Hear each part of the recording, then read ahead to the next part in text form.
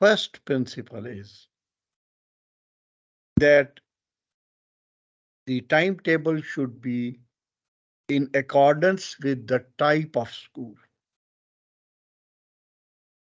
Now, what we see in it, whether the school is for girls or boys oriented, or it is co-educational, it is rural or urban, it is secondary or senior secondary, it is for special persons or for ordinary person, or it is for inclusive education.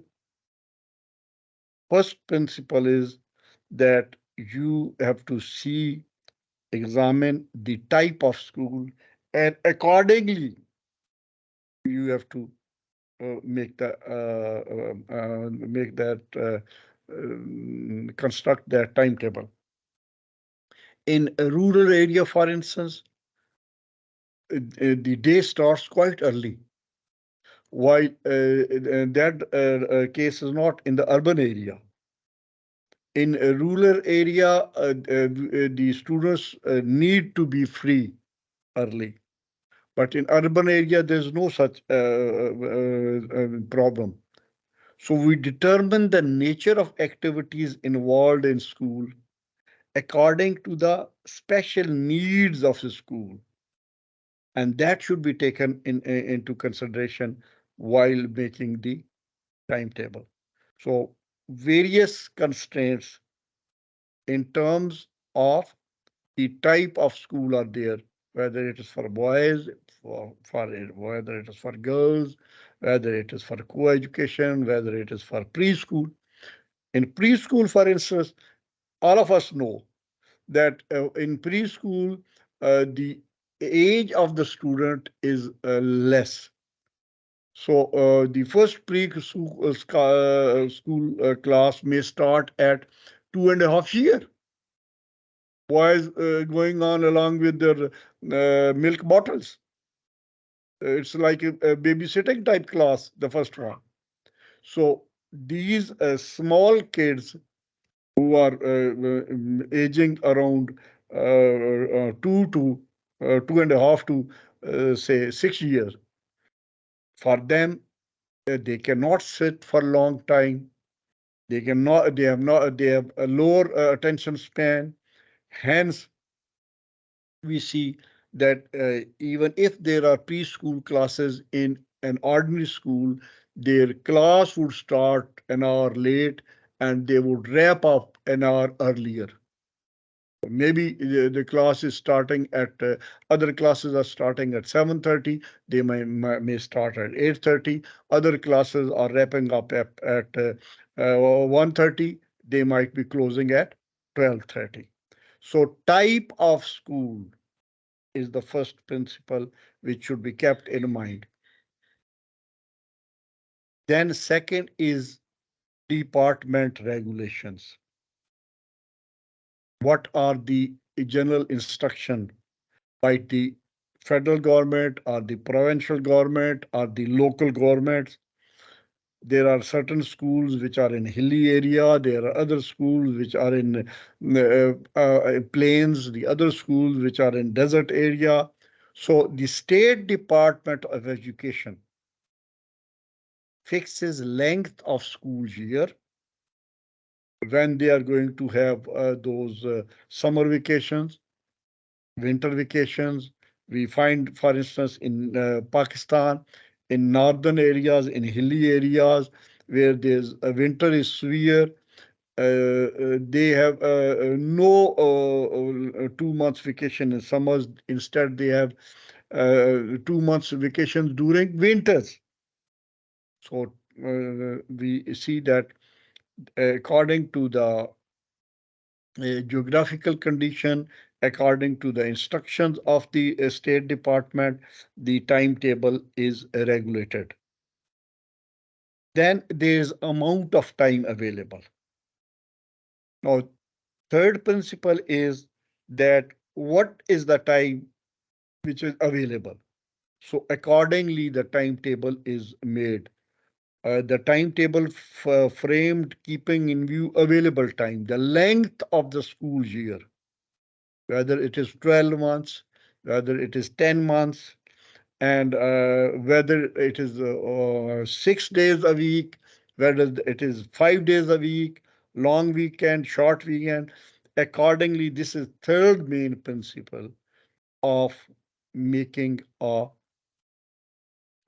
constructing a good timetable.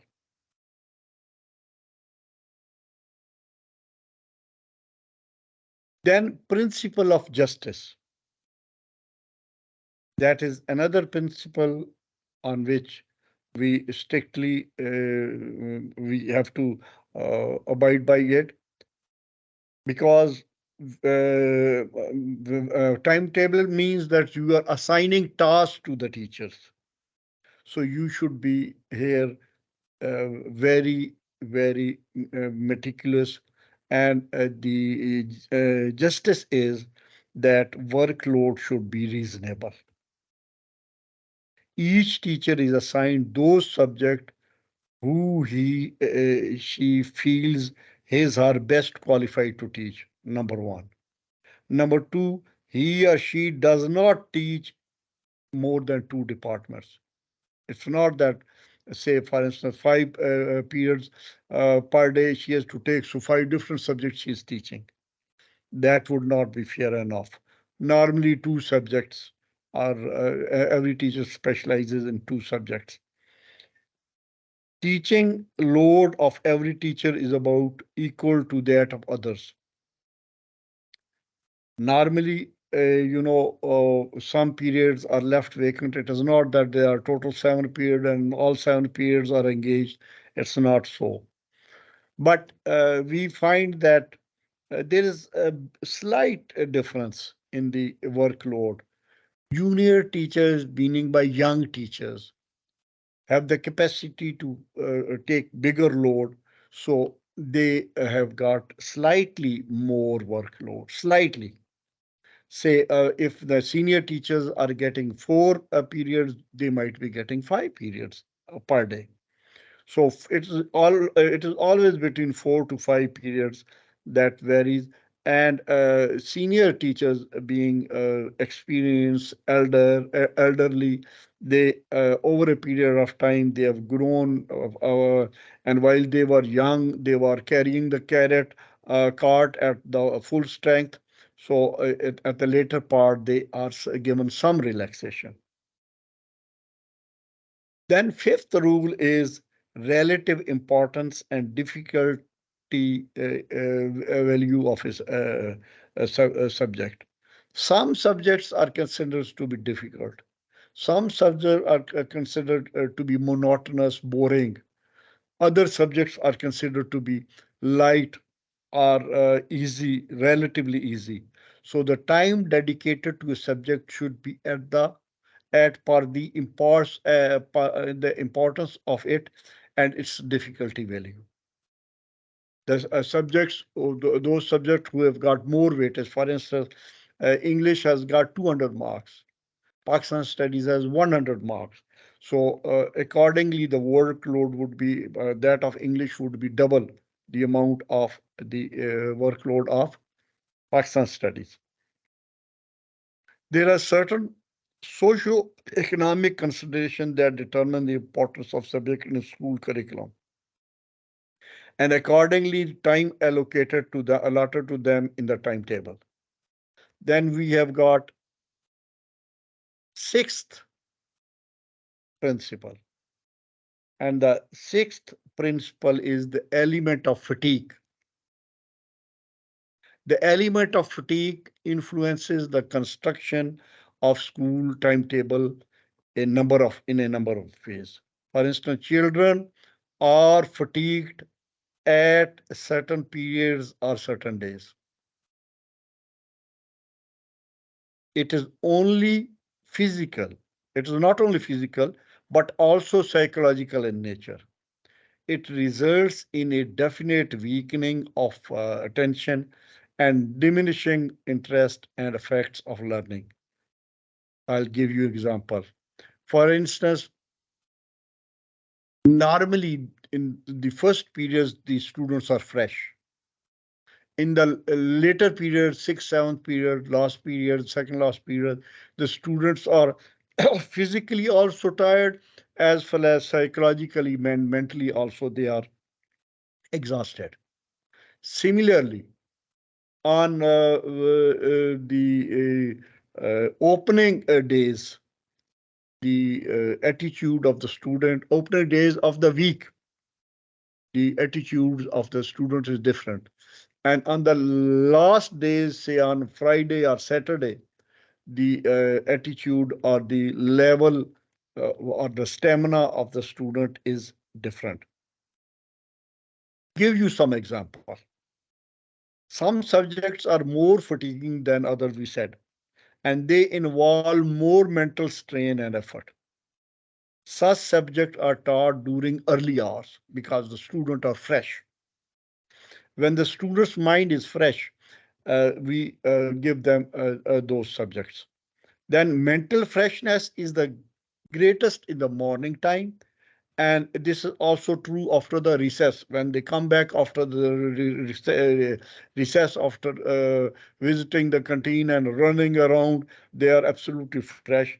So that is the fresh time when a relatively more difficult subject should be given to them. The order of subjects causing strain is as follow.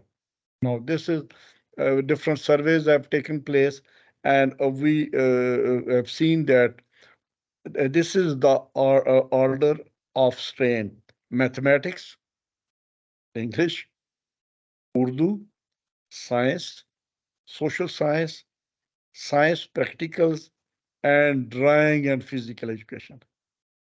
This is the order of you can call that strain of different subjects. Same principle continuing, that fatigue principle. The fatigue principle is true for days of the week. I've already told you. Tuesday and Wednesdays are considered to be the best days in which maximum work can be done. Why not Monday?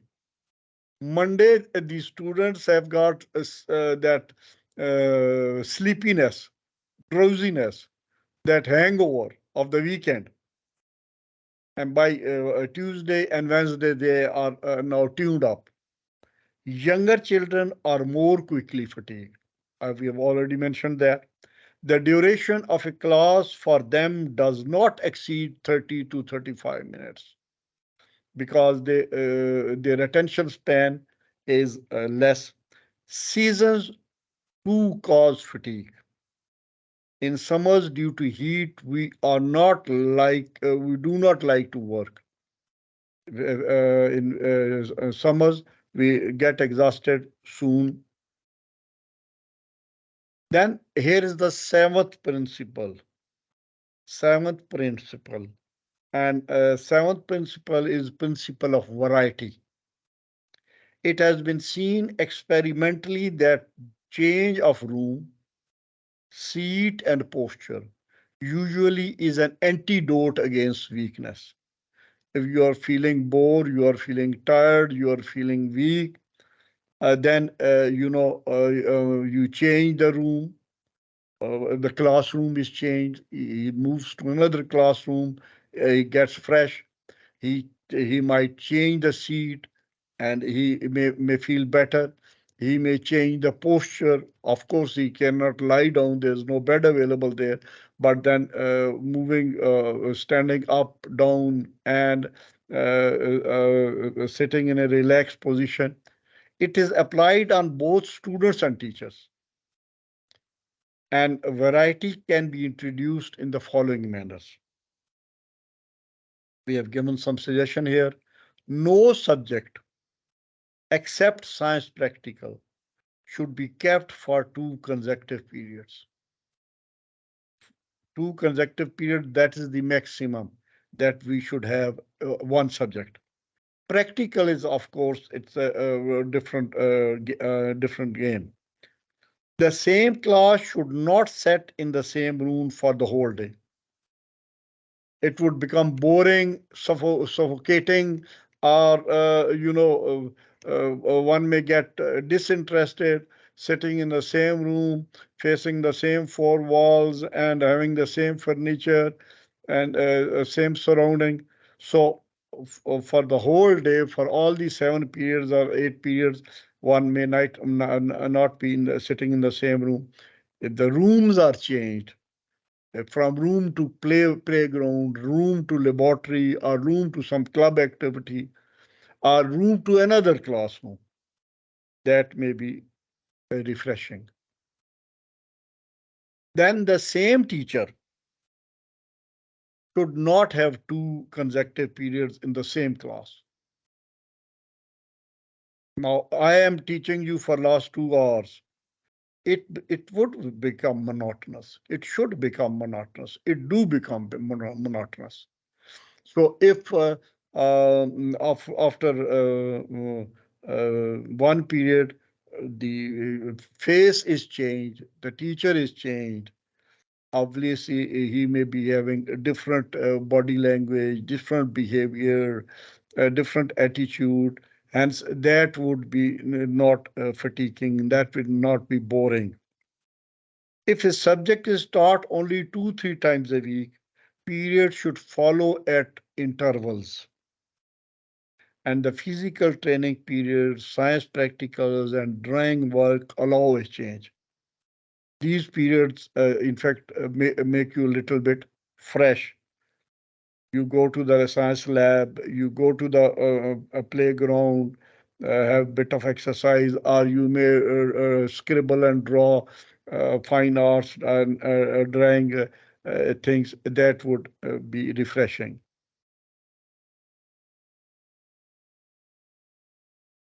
Then we have got eighth and ninth principle of constructing timetable. For instance, free periods for teachers. Teachers of they are human beings. They also get bored. They also get tired. And even a 5-10 minutes break may do them a good. We should provide free periods for teachers so as to increase their efficiency. After say 35 minutes free period where they have a cup of tea or just stretch themselves, relax themselves, walk around, that would refresh them. But if this act of teaching in consecutive periods for a long period, that would be really fatiguing for them, and efficiency level would go down. Then we have got principle of play and recreation. Here, careful attention needs to be given to provide for rest and recreation. And provision for various co-curricular activities should be made in the timetable to avoid monotony. It's very self-explanatory, very simple. Now, club activities in form of there are many club activities, and the choice may be given to the student to choose the type of club activity in which they are interested. So they might be interested in games, indoor games, outdoor games. Some may be interested in singing. Some may be interested in drama. Some may be interested in any sort of activity which is considered decent within the school. So this principle of play and recreation should also be taken into consideration while constructing a timetable. Here are the last two, I would say, the principles. 10th is maximum utilization of resources. The qualification, experience, room size should always be kept in mind so as to make the maximum use of all resources and avoided wastage and underutilization of resources. Whatever resources are available,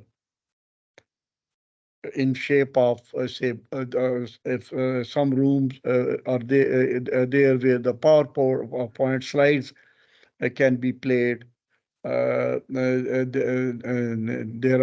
may be other rooms where our TV or computers are lying. They may be of some use.